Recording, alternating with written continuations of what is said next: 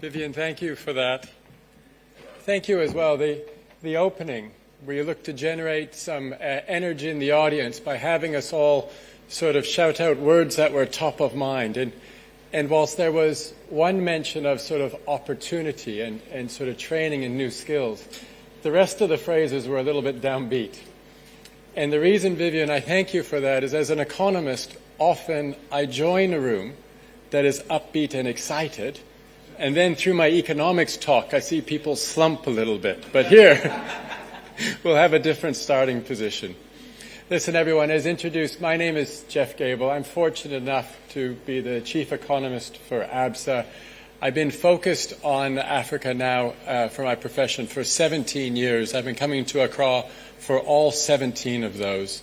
And this, thanks to COVID, this is the longest gap. It's been almost 2.5 years since I've last visited the city. And so it was such a treat yesterday to spend the morning.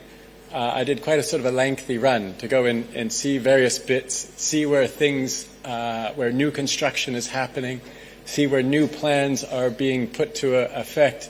Just a fabulous opportunity to spend time on the ground.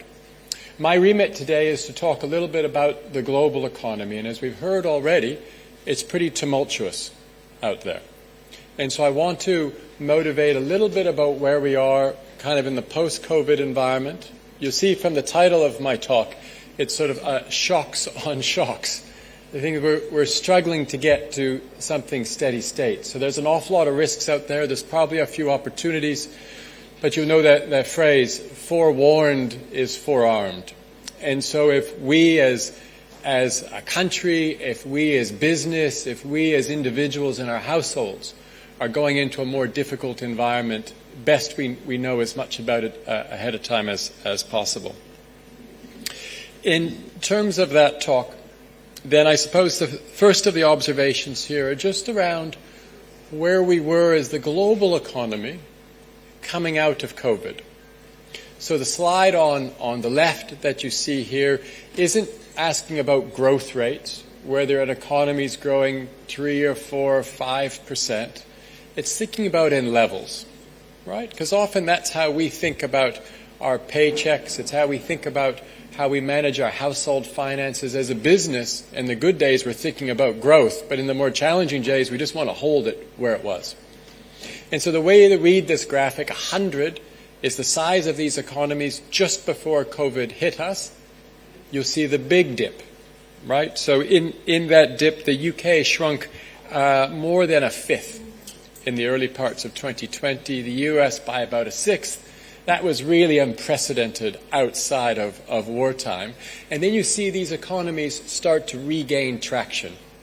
And the critical part of this, I suppose, is that in many cases, right, those economies, whether it be the Euro area or Germany, whether it be the UK or the US, have more or less closed that gap that opened up under COVID. In the case of the US, already for more than a year, the economy's never been larger than it is now.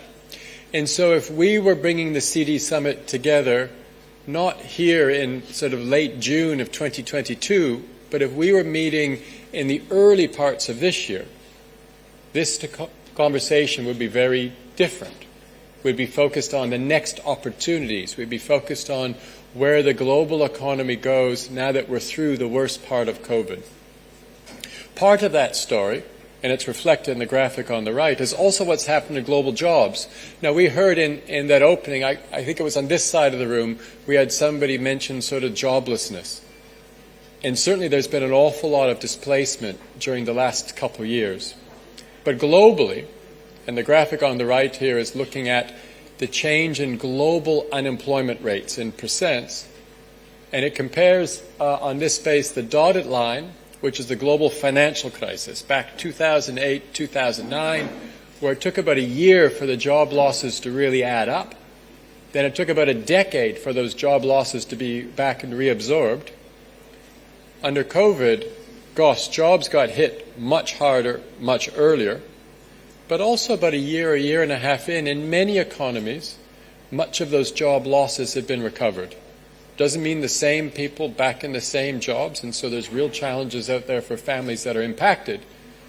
But economies recovering, rich countries in particular, being able to offer huge support to their economies and to households in that space, managed to mean that the scarring in this space, the long-term damage to many of these economies and many of these households was much less than we ever would have imagined, given the biggest economic shock outside of wartime.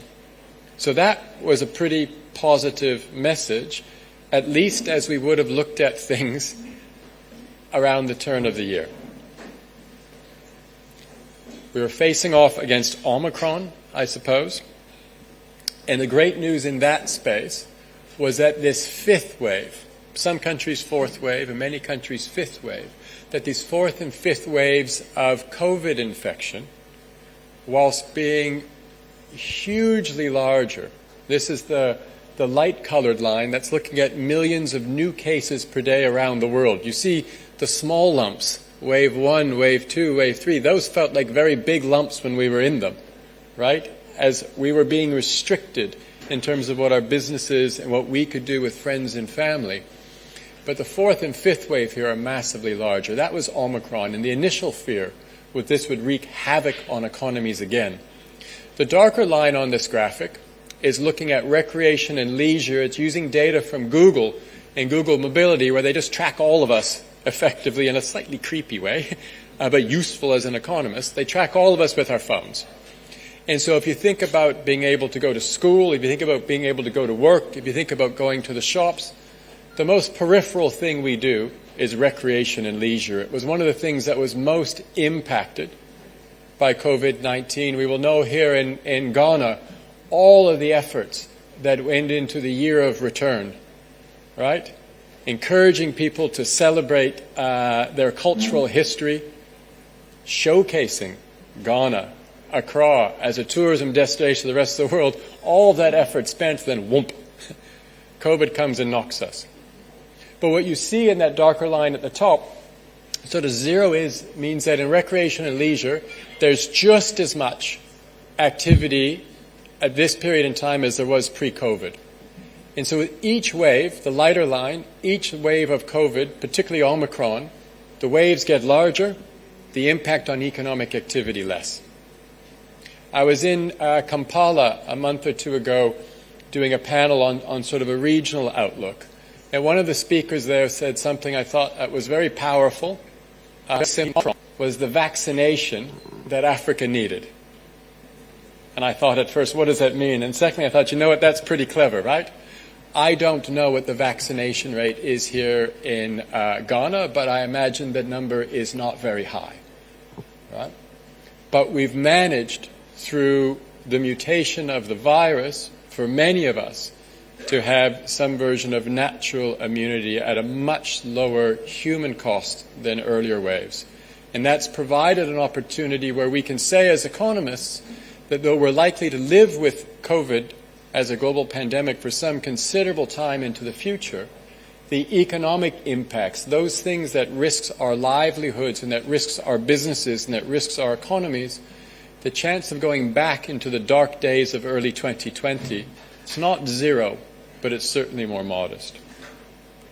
The challenge we've got is that even as the COVID shock has started to diminish, other shocks have taken its place, right? So we're going to spend a little bit of time thinking about Russia and Ukraine, mostly as a lever, because I'm an economist, mostly as a lever here to talk about global inflation and interest rates. But let me not sound like somebody who doesn't get it. Russia's invasion of Ukraine is at its core a humanitarian crisis. It's a humanitarian crisis today for tens of millions of Ukrainians. It will become a humanitarian crisis for tens of millions more across the world in the months ahead. So please, apologies, I'm going to take a very narrow sort of inflation focus to this, but it is absolutely critical what's going on there. And so there's sort of four broad areas that we want to be thinking about Russia, Ukraine. The first of those is around growth, inflation, and supply chains, right?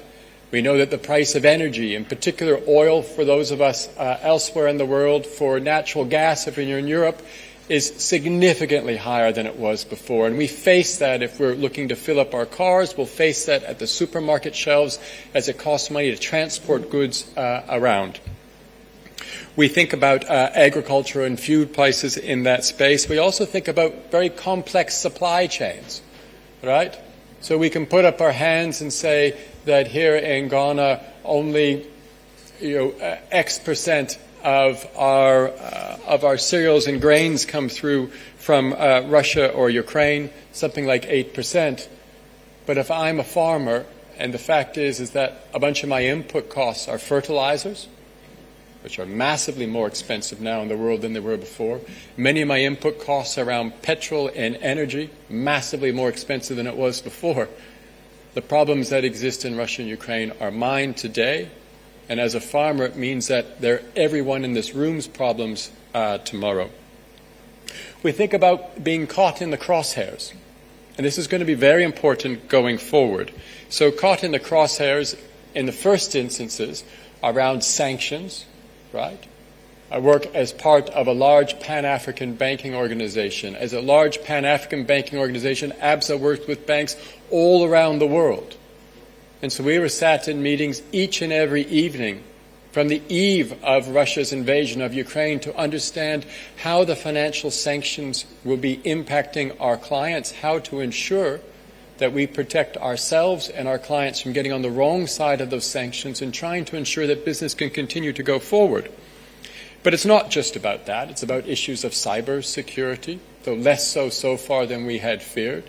But maybe more critically, and in the periods ahead, countries in Africa as a whole, is likely going to be asked to take sides here. We know that as a continent, many of our historical sympathies, right, have been towards Russia. We know that as a continent, many of our economic realities today look towards China. But in the periods ahead, it's quite likely that difficult decisions are going to need to be made, and aligning on one side or the other here with really significant implications going forward. And each country is going to look to weigh that decision carefully. There's uncertainty and risk aversion. We heard already that more than 50 banks around the world, central banks, are already increasing interest rates. You will not have escaped notice here that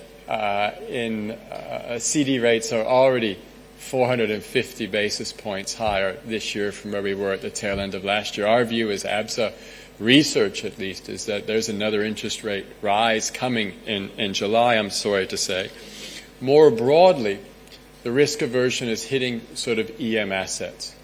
So whether it be in Asia or Latin America, whether it be in West Africa or East Africa or Southern Africa, we're seeing currencies come under pressure. We're seeing governments find it more expensive to finance themselves. If governments find it more expensive to finance themselves, all of us find it more expensive to finance ourselves. And then there's a question here just around the long-term consequences. So I am just about young enough, right, that I can remember in the 1980s, as we were moving towards the end of the Cold War, I can remember as a teenager being very fearful about nuclear war. I remember distinctly worried that the Russian president and the US president were going to brinksmanship themselves to the point where me hiding under my desk was not going to feel like enough, right? I am also just young enough that I can say that I've grown up in an environment of globalization. I've grown up in an environment where rules are set. Companies look to manage those rules to provide huge new opportunities to the emerging world in terms of jobs and output and incomes for choice at lower and lower prices. That's how I've grown up. And this is not sort of a very comfortable outcome in that space.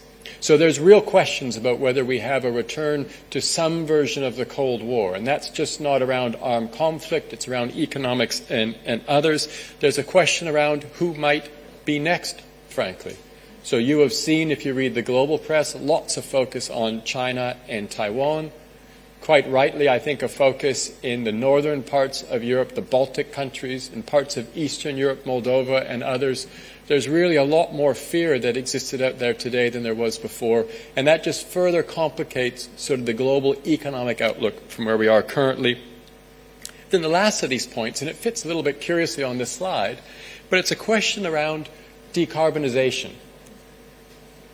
So if we weren't in the midst of Russia-Ukraine, if we weren't in the midst of this big inflation boost, right, and trying to understand what the next part of the global economic story is going to be, I'm quite confident that I would be spending a chunk of my time here talking about risks and opportunities as the world looks to move more quickly to reach its Paris Climate Accord targets, as we look globally to work together to try to manage down some of the really acute risks around global warming and global climate change.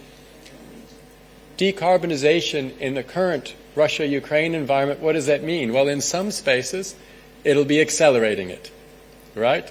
A real recognition that being vulnerable to the need for hydrocarbons, Russian natural gas, Russia oil, is having many countries think more fiercely about how they can wean themselves off the carbon economy. At the same time, many other economies are finding out very quickly just how hard that is with current technologies, right, with current lead times and others.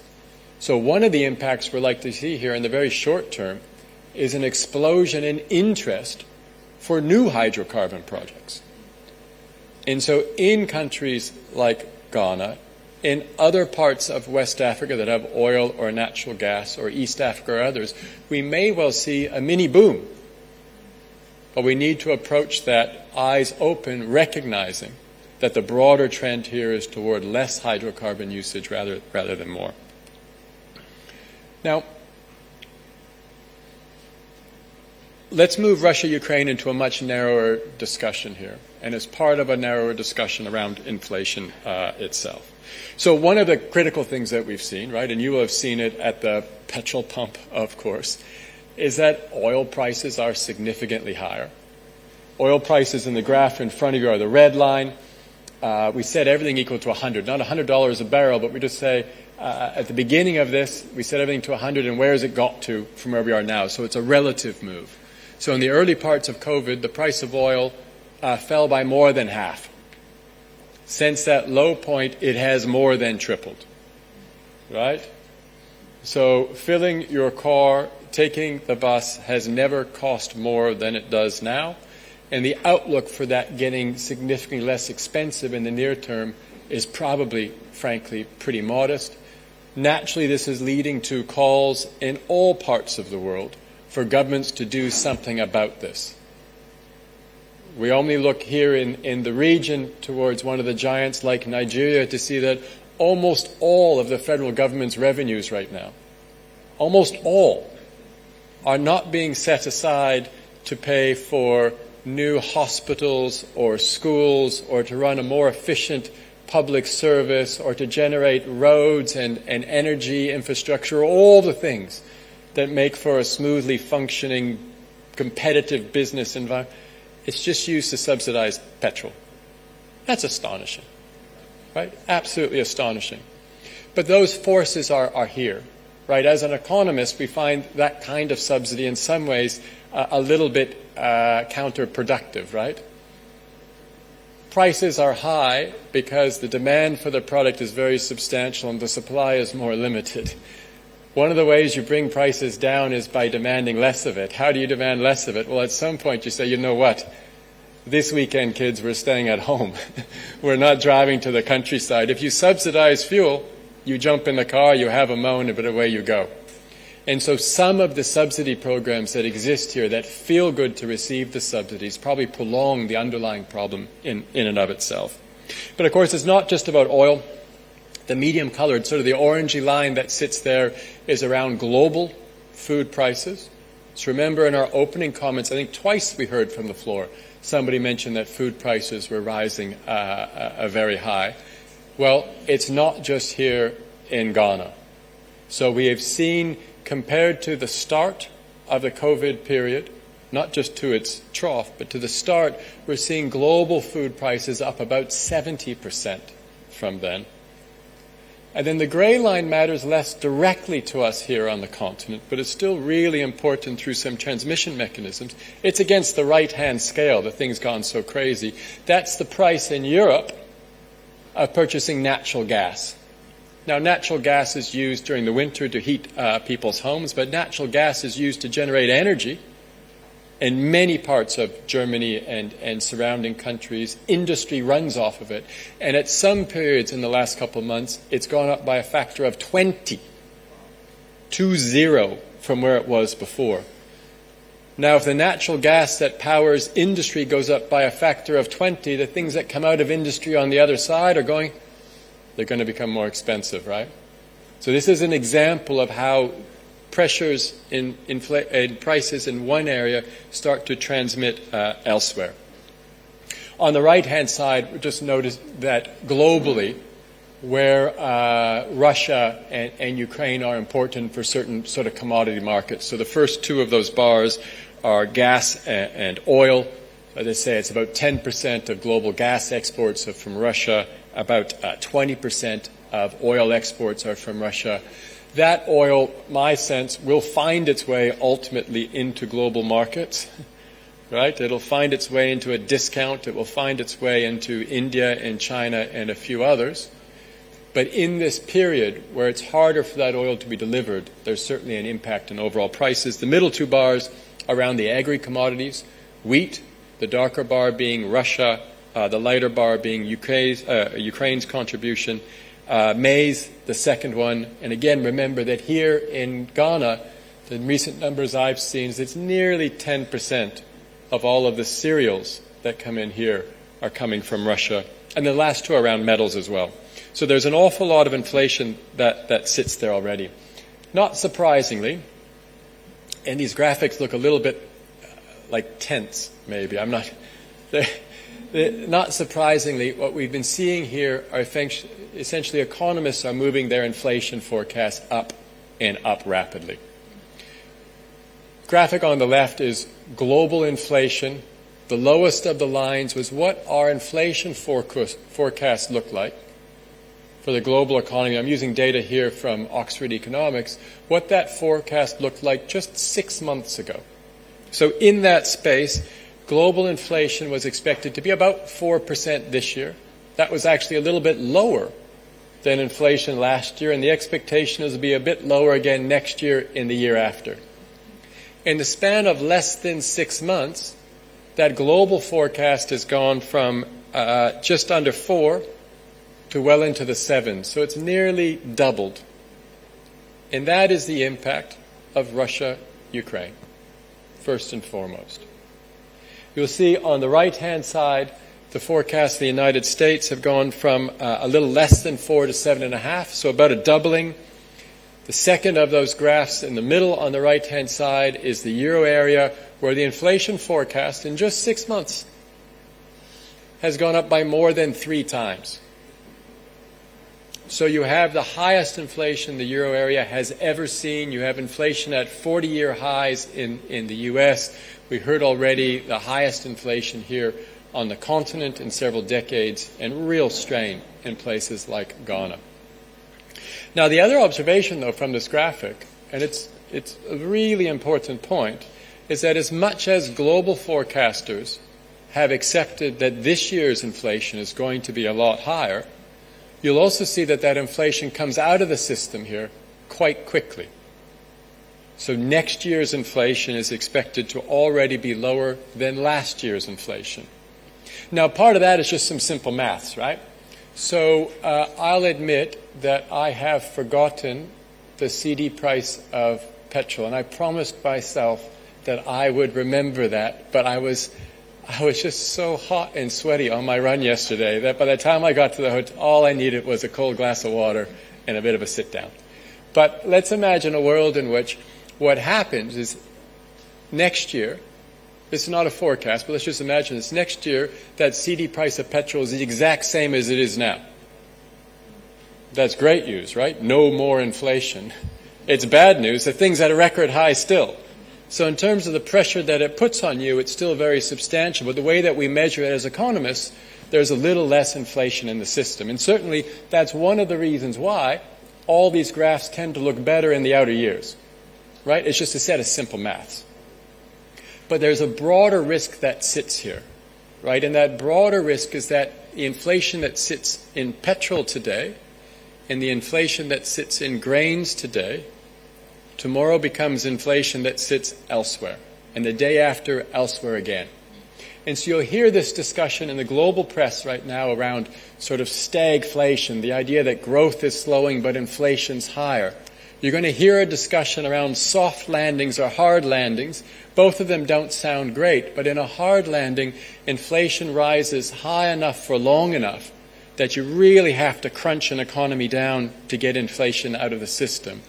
And that's one of the things that we're watching very closely, and I think it's going to be a defining question for the economic and business environment in the next year or year and a half. How do we start to think about this? The graphs are a little bit jagged, and apologies for that, but the overall story, I hope, is a compelling one. The graphic on the left goes all the way back to 1960. And it goes all the way back to 1960 because we want to try to put in context not that inflation's higher today than it was last year. It's to try to get a sense of just how different today is than what we become accustomed to and how substantial the risks are. And so by going all the way back to 1960, the dark line here are emerging markets, the lighter line are advanced economies, that's the rich world. And the question it's asking, the scale on this thing, is what proportion of countries have inflation of 5% or more? Now, I know, coming to speak to you here in Ghana, where inflation is closer to 30% currently than to 25%, 5% feels like a pretty low hurdle rate, right? But I don't want to diminish the challenge of living in a higher inflation environment. But what you can see right now in the rich world, in the poor world, we're back to levels. More than 2/3 of rich countries have inflation more than 5%. The last time we saw that was during the oil shocks and the stagflationary environment of the 1970s. And the same thing was showing up in emerging markets as well. The graphic in the middle asks a slightly different but really vital question. It's saying, is this just because petrol is high and parts of food is really expensive? Or what we're starting to see is that inflation is rising across everything we touch. And so the scale for that graph in the middle is what proportion of things in the inflation basket are rising rapidly. And so what you want to see is it's only a few things, and then you want to hear that, and they're going to get better, right? But what you see is that it's a lot more things, and it's a little bit uncertain whether any of those things are going to get better or not. And that's where we start to worry about inflation today being high, meaning that inflation tomorrow might be high. And why that matters is because central banks don't like the first thing, but they hate the second thing, right? So if we think about that, what's an indication that we're moving from one, inflation's probably going to be low again, but we got a few troubles, or you know what, we got a lot of troubles, inflation might be quite high. Well, part of that is around inflation expectations, right? So this year you might take it on the chin, you'll have a discussion with your boss and you'll say, you have any idea how expensive it is for me to run my household? Your boss looks at you and says, oh, I have the exact same thing, we're all in this together, and then you know this discussion is going nowhere, right? If you believe not only that inflation is high this year, but next year as well, you're going to dig your heels in that space. And so inflation today becomes higher wages tomorrow. Of course, your wages are somebody else's costs, right? And the reason why food and fuel is so important is because you see those prices every week. It's a real life inflation example. The fact that a television is probably bigger now than it was 5 years ago, and it's probably not much more expensive than it was 5. Nobody cares about that, right? You care about food and fuel, the things you deliver for your family today. And so your lived experience is inflation is very high, and your expectation is that it might last for quite some time. So that's really critical. And then for those economies, and we all wish that we were living in one, frankly, but for those economies where labor markets are already tight. In the United States right now, there are 2 job ads for every person seeking a job. My accent, I stayed in South Africa for 15 years now, but I don't sound like a normal South African. I'm originally from Canada. I was visiting my parents over Easter. The part of Canada they live in, a line cook. So I don't want to be dismissive here. A line cook is not a junior chef, right? A line cook is, it's burnt on one side, you flip over, it's burnt on the other side, don't burn the kitchen down. That is a line cook. There are adverts on the radio in that part of Canada for starting wages for line cooks, $23.25 an hour, plus medical, plus pension, plus, and I promise you this is true, one of the benefits was a golf course membership for a line cook. Right? So in those parts of the world where labor markets are so tight, the sort of inflation we're talking about here goes right into wages. And remember, your wage is somebody else's cost. And so in economics language, that's a wage cost spiral. When those things take hold, right, it's not just that inflation is likely to be high today, inflation is likely to be high tomorrow. And remember, central banks don't like one, they hate the other. And so that leads us really into a discussion of central banks, right? So the graphic that's here, economists love. I am not always successful in encouraging audiences to love it as well, but let me try. Let me try. So the graphic is for U.S. policy rates, right? The equivalent of the central bank's rate here from Bank of Ghana. The scale is on the left, so 1, 2, 3, 4%. The lots of little dots there, oddly enough, this chart is called a dot plot. The lots of little dots are the different people from the Federal Reserve, the U.S. central bank, that sit in the room to decide interest rates. Those dots, they've asked them, well, where do you think the interest rate's going to be at the end of this year? Where do you think next year and the year after? Now, often as economists, we get a little bit of shtick by saying, well, why didn't you know this was going to happen or that was going to happen? Well, one of the things you see here is for each of those periods, the first column of dots is this year, the second column of dots is next year. Notice that they're not all in the same place.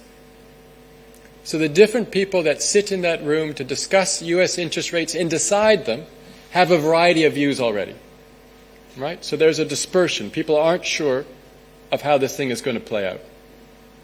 The big X that you see is kind of the median of the people in that room today, what they think. And so you'll see that their expectation for the end of this year is that the U.S. policy rate will be close to 3.5. For next year, it'll be a little bit higher, but in the long term, it'll be a little bit lower. The 2 sets of smaller X's were where we were just 3 months ago and where we were 3 months before that. And so the people that sit in the room and decide the most important interest rate by far globally, 6 months ago thought the interest rate at the end of this year would be less than 2. Now they think it's about 3.5. And since 6 months, this thing has doubled, right? And this has very substantial implications. So in this environment, right, we're really thinking about looking in a more circumspect way of where lots of debt exists. Right? If you have a big loan on your car and the interest rate falls, things have become a little bit more comfortable. You sleep better at night. If you have a big loan on your car and the interest rate goes up, you might wonder whether a smaller car might have made more sense. What's true for you as a household is true for businesses, is true for governments.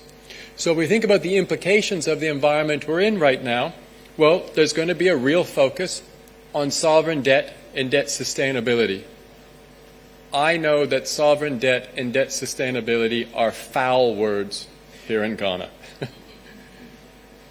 But we're not going to be alone here and questions being asked about whether this whole thing is likely to come a cropper in the periods ahead.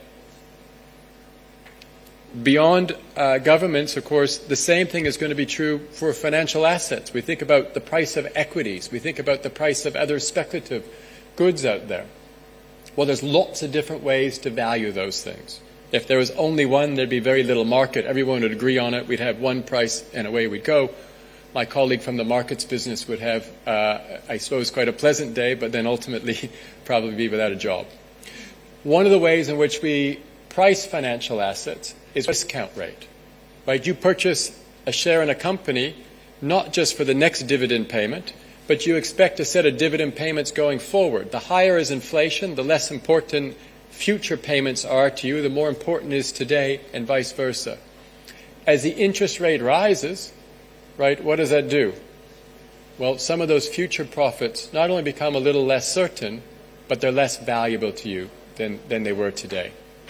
And so we've had this tremendous period globally where global equity prices, where house prices, while the price of other speculative assets like art or classic cars or crypto have all risen very significantly over a decade or more. In an environment of higher interest rates, it's likely that there's going to be some adjustments, and in some areas some significant adjustments. And by adjustments, I can put a sign on that, and that sign's got the little, but it does not have the that, right? It's on the minus side. We think about corporates refinancing debt that they already have for projects that they've already committed to, but when they go to refinance, the interest rate costs more than it did previously. Right? If there was a lot of fat in the project, it's unfortunate, but it's not the end. If there wasn't much fat in that project, there's real questions whether some of those projects make sense. And certainly the hurdle rate for agreeing new projects and new financing is that much more difficult in a higher interest rate environment. And then let's just think about households. I mentioned the car payments earlier, but consider the plight, and I appreciate that they're rich, so we can only worry about them a little bit, but consider the plight of a homeowner in the United States. 6 months ago, they could get a 30-year fixed interest rate mortgage. So for the next 30 years, you know exactly what your monthly payment's going to be on your house at 3%. In less than 6 months, that's gone from 3% to more than 6%. Right?